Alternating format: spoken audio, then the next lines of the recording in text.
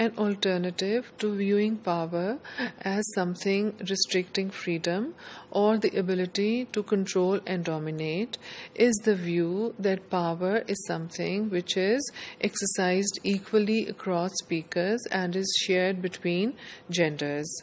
In this module, we'll discuss how women use this equal power that they have in influencing the choice of language in the context of use of English.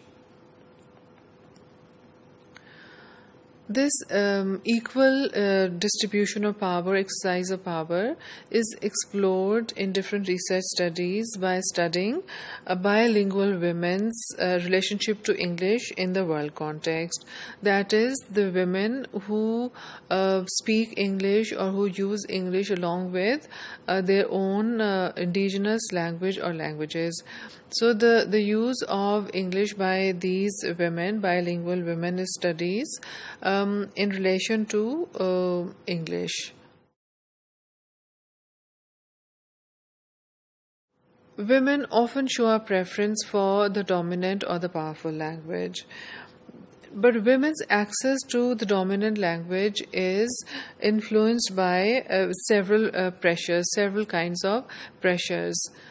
Men, however, do not experience these pressures when it comes to their choice of the language or their access to the language, the dominant language, in this case English.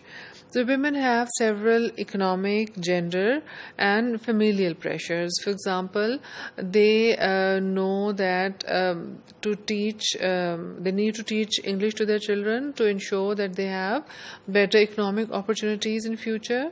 And for themselves also, they know that an education in English will provide them with better economic opportunities. Sometimes knowledge of English or the use of English is important for them to assert their own identity through gender. And sometimes there are family pressures.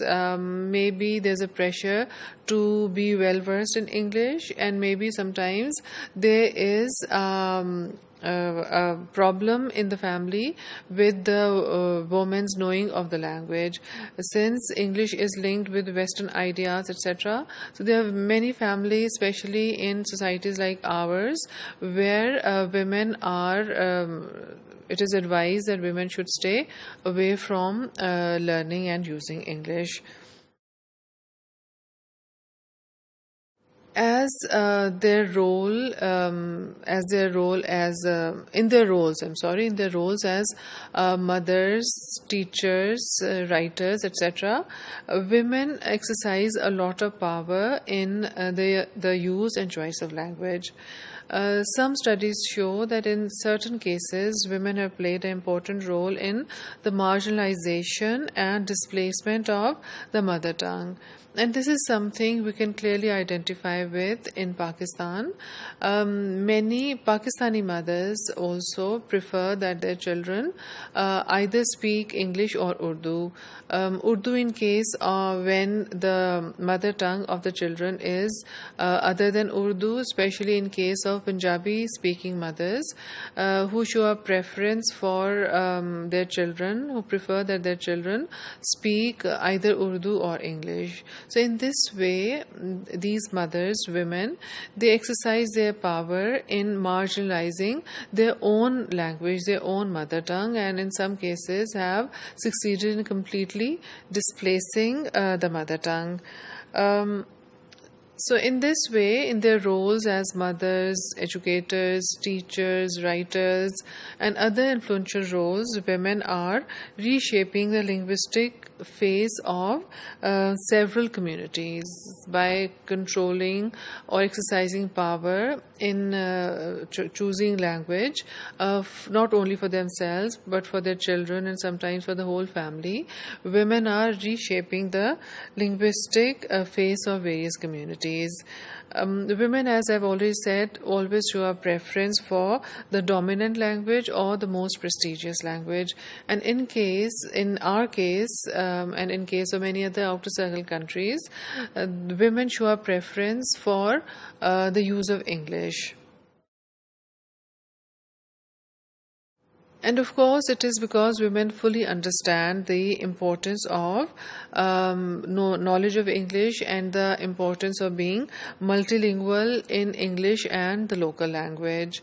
There are many cases where mothers do not, or women do not completely displace the local language or the mother tongue, but encourage the simultaneous competence in English and the mother tongue or the local languages.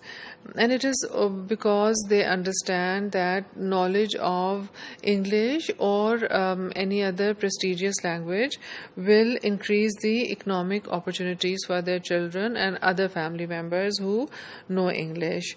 And not only that, they also believe that this knowledge of English on their own part and also on the part of their children will enhance their own self-image.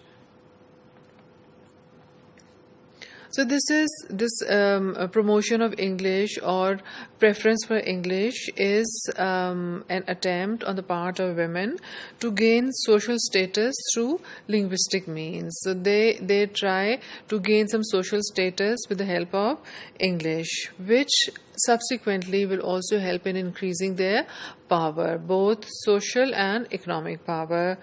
So women influence the choice of language by increasing formal and functional ranges of English for wider communication. For example, we have many women writers now who are producing work in English, and these English writers are producing writings in outer circle countries.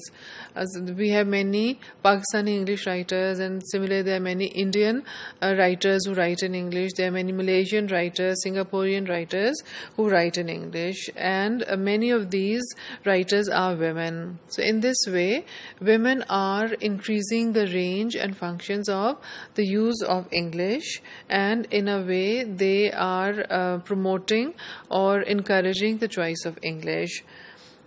So, women construct a new and more powerful identity for themselves through the use of English. Women, by exercising their power over the choice of language, are able to construct an identity for themselves which is more powerful and more noticeable.